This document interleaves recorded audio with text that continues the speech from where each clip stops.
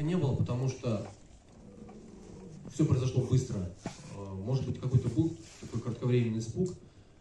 И многие спрашивали, какие были чувства во время вот этого, когда вот развивались события. Кого-то вспоминал, может быть, или молился. Вот, честно, вот, ни родственников не вспоминал, там, ни жизнь картинками не бежала. Какого-то испуга, страха не было. То есть были заняты вот этой работой, анализом вот этого потока информации большого. И временно страха не было, потому что, вот, во-первых, все было контролируемо. Самолет управлялся, мы видели, что мы садимся в поле. Было неприятно, конечно, это не верилось, что это происходит, потому что хотели вернуться обратно в аэропорт. Но когда поняли, что уже неизбежно вот это падение, посадка, было очень неприятно. Но такие вот чувства смешанные были, конечно. В той же должности, в той же компании, Уральские авиалинии, на должности командира воздушного судна. А после той посадки я не летал чуть более месяца, потому что это было связано с отпуском по реабилитации, это было связано с большой медийностью вот этого события, потому что начали нас приглашать на различные мероприятия. Не буду их перечислять, их было много, но приходилось участвовать. А потом у меня была назначена медкомиссия, психолог, тренажер плановый. И было какое-то волнение все равно, потому что вот все называют это чудом на кукурузе, чудом, то, что произошло. На самом деле для экипажа это был негативный опыт, и для пассажиров. Со стороны, да, это все аплодировали, все радовались, но на самом деле это было очень неприятно. И поэтому хотелось как можно быстрее выполнить следующий рейс, обычный свой, хороший, обычный полет, благоприятный, да, благополучный, чтобы закрыть вот этот негатив. Вот. Но не получалось, вот более месяца не получалось. И было волнение, потому что когда долго не летаешь, появляется какое-то чувство такое. Но это любой специалист скажет, когда в отпуске находишься, и кажется, что что-то уже подзабыл, ты можешь. Потом зашел в кабину после перерыва, как будто перерыва и не было. То есть вот, все нормально. Как отреагировала семья? Ну, тут можно много говорить.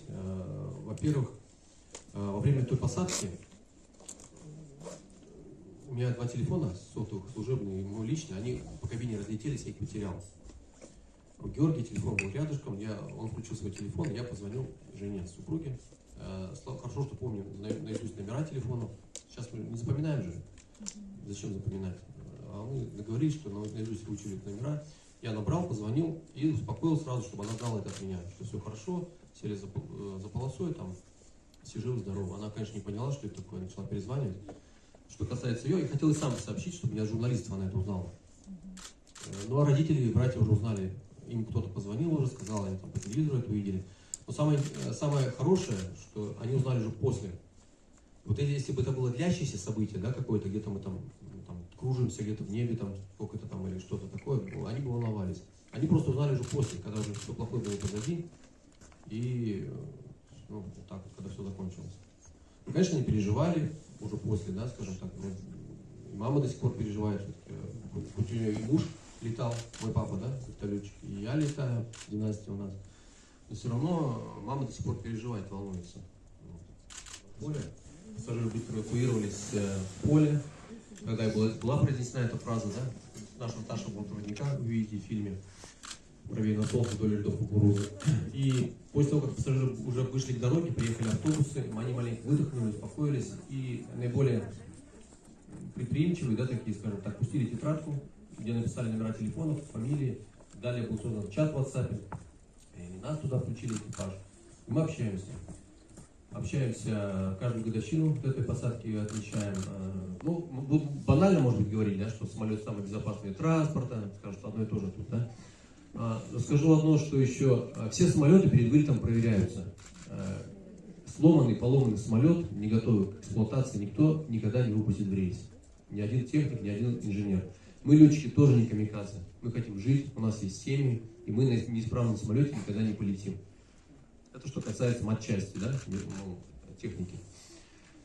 Экипажи, что бортпроводники, что пилоты проходят периодическую подготовку, теоретическую, на тренажерах. Вот бортпроводников тоже учат эвакуациям, оказанию первой помощи. Вот эти посадки на сушу, на воду, они отрабатывают спасение на воде, ну, то есть оказание помощи. Некоторые думают, что стюардесса и бортпроводник — это девушка в юбочке, которая там разносит напитки. Да? Нет, в первую очередь, это человек, который будет спасать, не дай бог, в аварийной ситуации.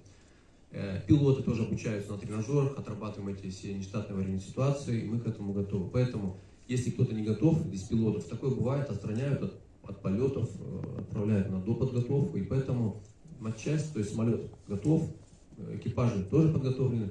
Поэтому я говорю пассажирам, зашли в самолет, сели, доверились пилотам, расслабьтесь и получайте удовольствие от полета.